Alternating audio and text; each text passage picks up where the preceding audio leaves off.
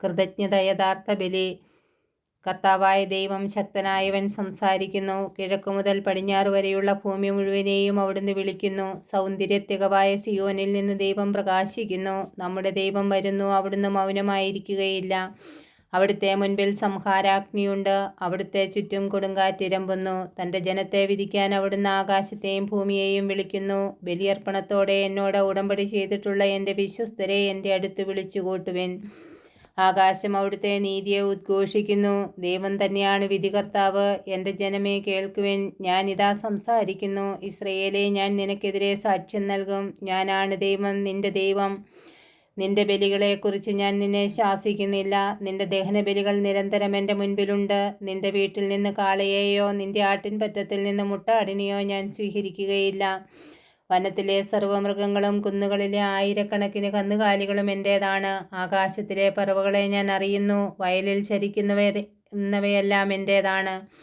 എനിക്ക് വിശന്നാൽ ഞാൻ നിന്നോട് പറയുകയില്ല. ലോകവും അതിലുള്ള സമസ്തവും എൻ്റേതാണ്. ഞാൻ കാളകളുടെ മാംസം തിന്നുമോ? ആടുകളുടെ രക്തം കുടിക്കുമോ? കൃതജ്ഞതയായിരിക്കട്ടെ നീ ദൈവത്തിനർപ്പിക്കുന്ന ബലി. അത്യുന്നതനുള്ള നിന്റെ നേർച്ചകൾ നിറവേറ്റുക.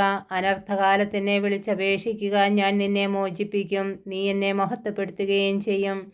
എന്നാൽ ദുഷ്ടനോട് ദൈവം പറയുന്നു, എൻ്റെ നിയമങ്ങൾ ഉരുവിടാനോ എൻ്റെ ഉടമ്പടിയെ കുറിച്ച് ഉരിയാടാനോ നിനക്കെന്തു കാര്യം? നീ ശിക്ഷണത്തെ വെറുക്കുന്നു, എൻ്റെ വചനത്തെ നീ അവഗണിക്കുന്നു. കള്ളനെ കണ്ടാൽ നീ അവനോട് കൂട്ടുചേരും.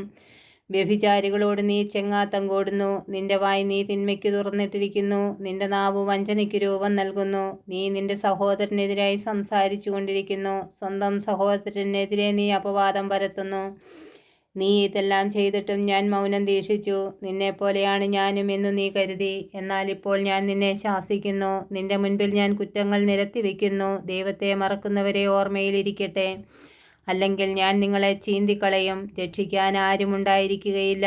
ബലിയായി കൃതജ്ഞതയർപ്പിക്കുന്നവൻ എന്നെ ബഹുമാനിക്കുന്നു. നേരായ മാർഗത്തിൽ ചരിക്കുന്നവന് ദൈവത്തിൻ്റെ രക്ഷ ഞാൻ കാണിച്ചു കൊടുക്കും.